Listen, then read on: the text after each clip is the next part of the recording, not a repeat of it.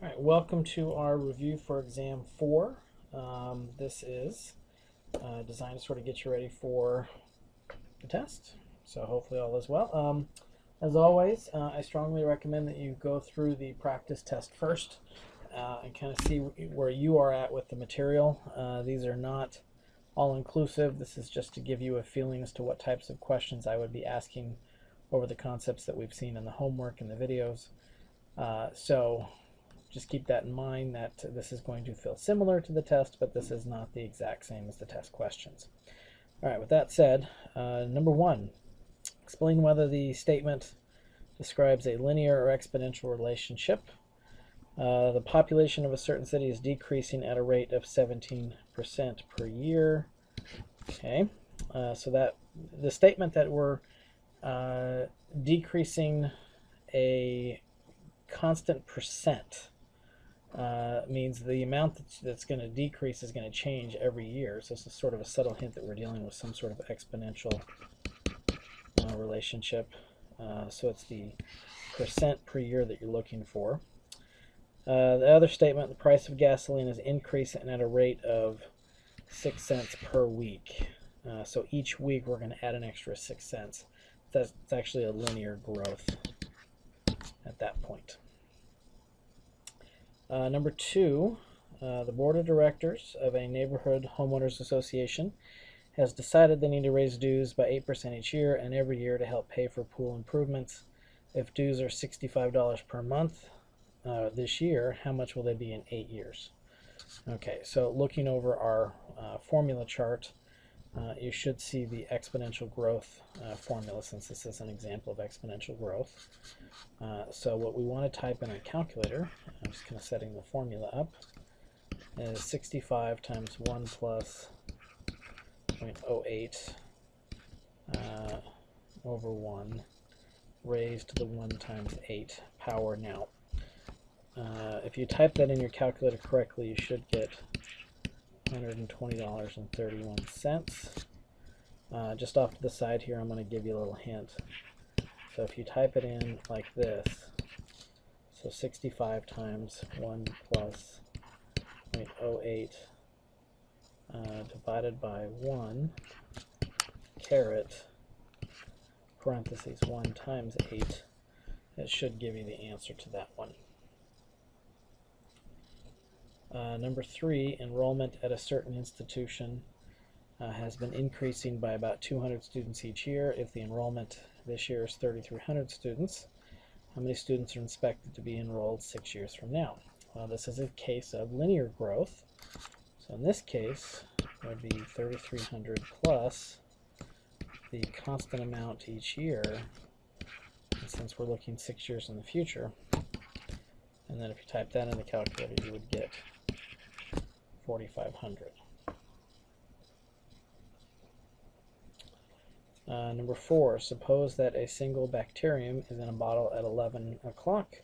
It divides in 2 bacteria at 11:01, and the population continues to double every minute until the bottle is completely full at noon. Find the population at 11:25. Okay, so this is an example of doubling. So you want to look at the doubling formula. So that would be, the initial population is at 1 times 2 to the 25. Again, we're doing this 25 minutes after it starts, and it doubles every minute. And so that's what you want to type in the calculator, which I believe will give you 33,554,432. Number 5, suppose that a population has a doubling time of 12 years. By what factor will it grow in 60? Okay, so what I first want to think about is, if it doubles every 12 times, how many doublings are there in 60 years? So I take that 60 divided by 12, and that tells me that there are 5 instances where the population doubles. So if that's true, then 2 to the 5th would be 32. So in 60 years, the population is 32 times bigger than it is now. Number 6, if the doubling time of a state's population is 13 years, how long does it take the population to increase by a factor of 32? Well, it's kind of connected to the problem we just saw. So if I want to make a population 32 times bigger than it is now, I need to think about how many times did the population actually double. So 2 to what power would give me 32? Well, in this case, we already know that because we just saw that on number 5. So it's 2 to the 5th. So that means there's 5 instances of when it doubles. And if it takes 13 years to double, then really, I just want to figure out what 5 times 13 is. And that's 65. So it's going to take 65 years for the population to get 32 times bigger. All right, number 7, the price of a certain commodity rises by 6% every year. What is the approximate doubling time for the price of the commodity? Okay, the fact that it tells us the phrase approximate doubling time means we want to look at the rule of 70 formula. Okay, so rule of 70 says if I take 70 and I divide it by the percent, or if I divide it by the doubling time, I can get a percent, sort of that relationship back and forth. So I want to take 70 and divide it by 6, which works out to be about 11.7. So if it, in fact, is rising by 6% every year, then every 11.7 years, then it would double. Number 8, suppose the consumer price index of a country is decreasing at a rate of 6.1% per year. Use the approximate half-life formula, okay, again, so approximate half-life, to estimate half-life. Okay, so again, the idea that says approximate means we're dealing with rule of 70 again. So if I take 70 and divide it by that rate, I would get about how long it would take for the population to be half. So every, in this case, 11.5 years, the population would be half as big. Number 9, suppose the quantity is halved every 16 years. Use the approximate half-life formula to estimate the decay rate. So again, that idea of approximate half-life says use rule of 70. So 70 divided by 16 gives us 4.3, about 4.375. So about 4.4% would be the decay rate.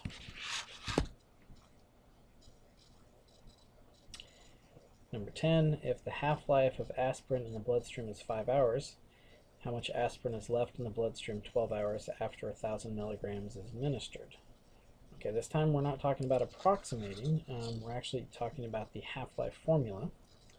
So the half-life formula would be the original amount times 1/2 raised to, and then I want to figure out how long are we letting this, what's the time frame we're talking about here, so that'd be 12 hours. And I want to divide it by the length of time that it takes for half of it to disappear. So that means we're dividing by 5. And if you type that in your calculator, you should get 189.5 milligrams. And just for those that need calculator help, that would be 1,000 times 1 divided by 2 caret parentheses 12 over 5. Should give you the same number, but again, you make sure you use parentheses on that.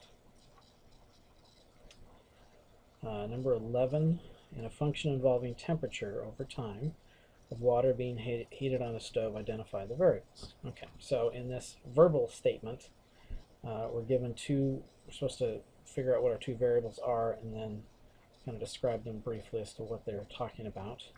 So typically we have some sort of independent and some sort of dependent variable. And so our independent in this case would be time, and we're going to compare time with temperature.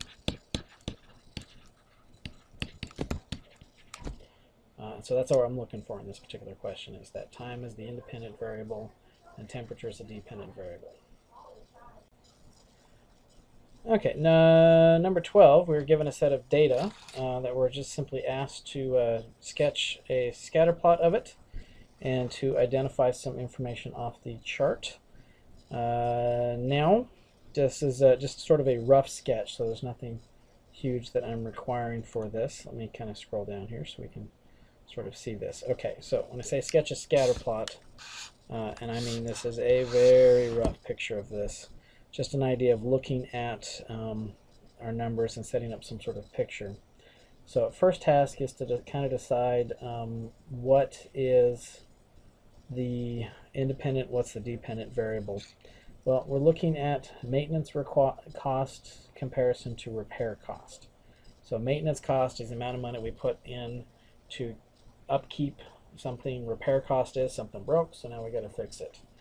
So you got to kind of think about which comes first, right? I would want to put money towards the maintenance first, and then after something breaks, then I start putting money towards our repair cost. So as far as our independent variable, we would be measuring maintenance for that. So let me kind of label that. Maintenance cost. And then our repair cost would be what we consider to be the y-axis. Okay, now so looking at maintenance cost, I can see that we have 8,200, 5,400, 52, 49. So I'm just trying to get the lowest and the highest. So it looks like 8,200 is the highest, and let's see, 49, 46, 44. Okay, so I am just going to, I just want to have a couple of data values, so I'm going to count by 500s, and that should be enough to kind of get all of our information on there. Let's see, 6,000, 65, 7,000, 75, 8,000, and 8,500. Okay, and then going up on repair cost, let's see, 21, 41, 41, 43, 43, 27. Okay, so it looks like I count up by fives, and again start with 2,000, and I only really have to get all the way up to 4,500.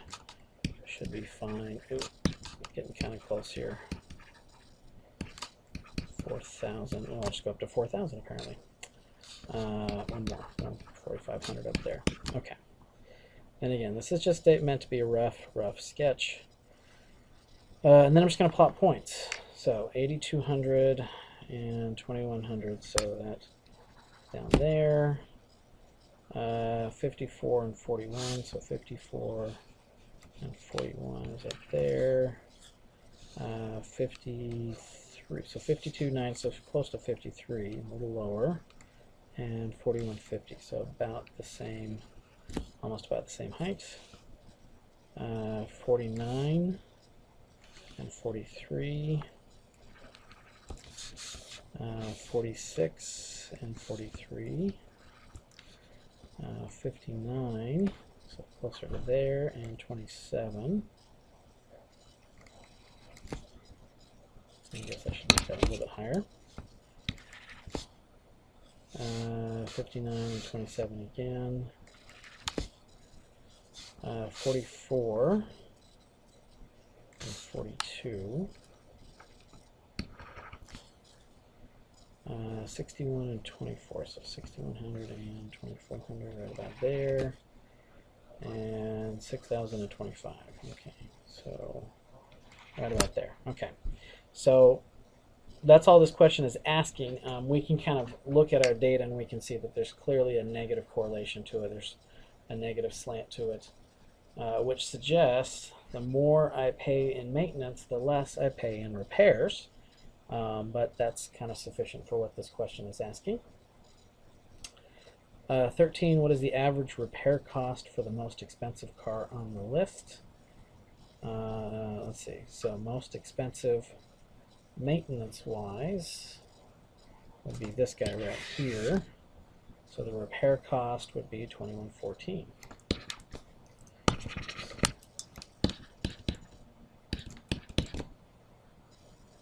Okay, what was the average maintenance cost for the most expensive car on the list to repair? So reverse, go look for the most expensive repair, and that is right there, and that would be what, 43.27, so 46.78. So again, the question is about reading the data and figuring out what the most expensive maintenance is and what the most expensive repair is.